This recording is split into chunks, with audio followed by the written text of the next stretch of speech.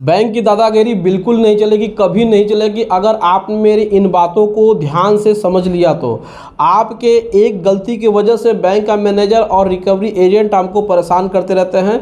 तो यदि आपको इनके हरासमेंट से बचना है तो आपको बहुत ही ध्यान से इस वीडियो को देखना है। जो जो बातें हम बताते हैं उसको फॉलोअप करते जाइए। मान के चलिए, लिख लीजिए कि कभी भी कोई भी बैंक का मैनेजर और रिकवरी एजेंट आपको परेशान नहीं करेगा। नमस्कार दोस्तों, बहुत बहुत स्वागत है एक बार फिर से आप सभी का आपके अपने इस YouTube चैनल विधिटेरिया में। दोस्तों, मैं हूं एडवोकेट मंजीत त्रिपाठी। दोस्तों, थंबनेल देख करके आपने अंदाज़ा लगा लिया कि ये वीडियो किस विषय में। जी हां दोस्तों, बैंक की दादागिरी बिल्कुल नहीं चलेगी।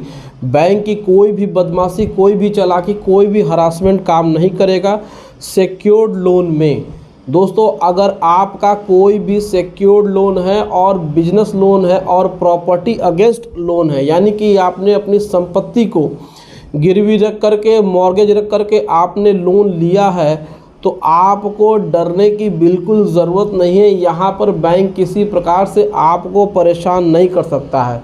अमूमन ये देखा गया है कि बहुत सारे ऐसे केसेस में बैंक का मैनेजर, बैंक के रिकवरी एजेंट सिक्योर्ड लोन में अगर एनपीए हो जाता है तो वह बोरोवर के घर पे जाकर के उनको परेशान करता है, हरासमेंट करता है, उनको पैसे भरने के लिए बार बार परेशान करता है।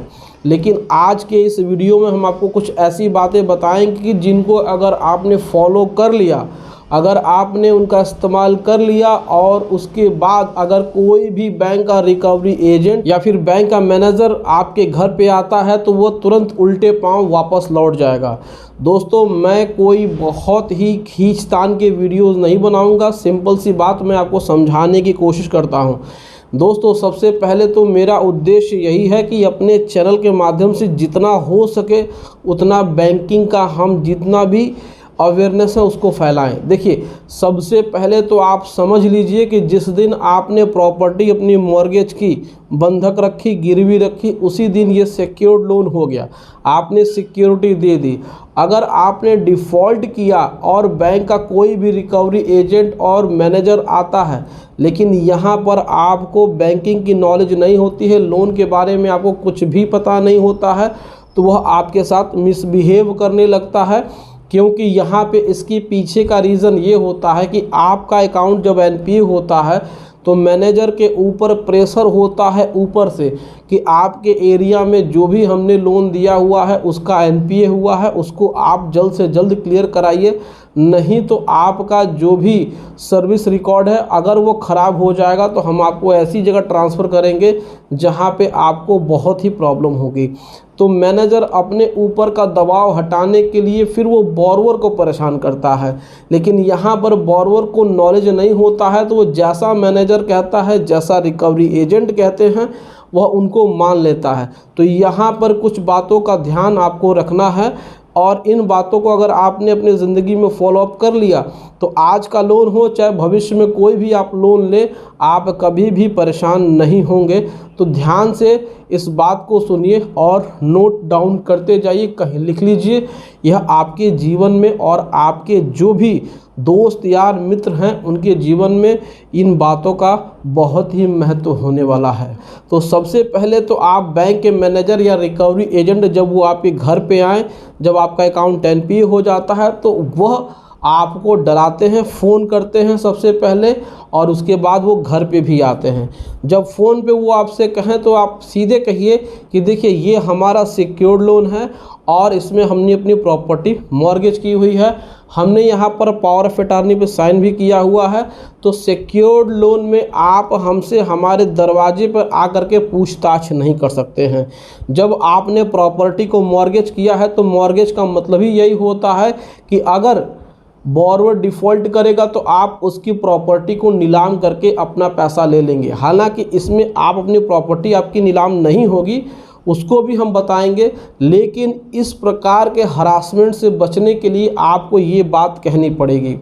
दूसरा ये है कि इसमें अगर मैनेजर आपके घर पे आकर के पैसे मांगता है कि आप इसमें कुछ पैसे जमा करा दीजिए, हमको दे दीजिए, हमारे अकाउंट में जमा करा दीजिए, तो आप इनको डायरेक्ट कहिए कि देखिए सरफेसी एक्ट में आप हमको लीगल नोटिस भेज सकते हैं, ये आपका अधिकार है, उस लीगल नोटिस का जवाब देना हमारा अधिकार है, लेकिन इसके संबंध में हम आपको कोई भी अलग से पैसा दें, यह बिल्कुल गलत बात है। यह सरफेसी एक्ट में कहीं नहीं लिखा है। अगर आप हमको 13/2 की नोटिस देते हैं तो 60 दिन का इंतज़ार आप करिए। हम उस 60 दिन के अंदर में या तो हम अपना जो भी बकाया है यानी ओवर ड्यू है, जो हमारी किस्तें टूटी हैं, हमारा EMI बाउंस हुआ है या हमारा इंटरेस्ट बाउंस हुआ है, हम उसको पे करके हम अकाउंट को रेगुलराइज कर लेंगे।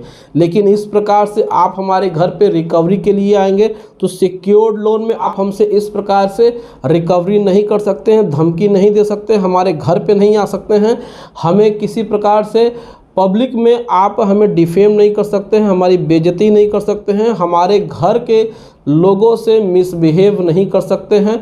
हमने आपके साथ रजिस्टर्ड कॉन्ट्रैक्ट किया हुआ है, मॉर्गेज किया हुआ है। तो यहाँ पर इतनी बातें अगर आप उसको बोलते हैं तो वो मैनेजर और रिकवरी एजेंट निकल जाएगा। आप उनको सीधे बोलिए कि आप 13/2, 13/4, 14 के में जो भी नोटिसें भेजनी है आप नोटिस भेजिए। नोटिस के बाद आपको जो करना है आप करिए, हम उसको फॉलोअप करेंगे, हम उसका जवाब देंगे।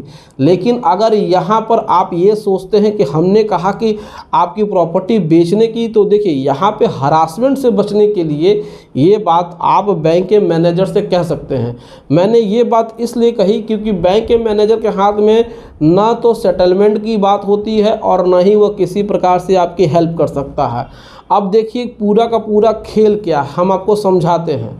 बहुत सारे ऐसे मैनेजर होते हैं या बैंकों के मैनेजर, रिकवरी एजेंट्स, इनकी जो काली कमाई होती है वो NPA अकाउंट से ही होती है।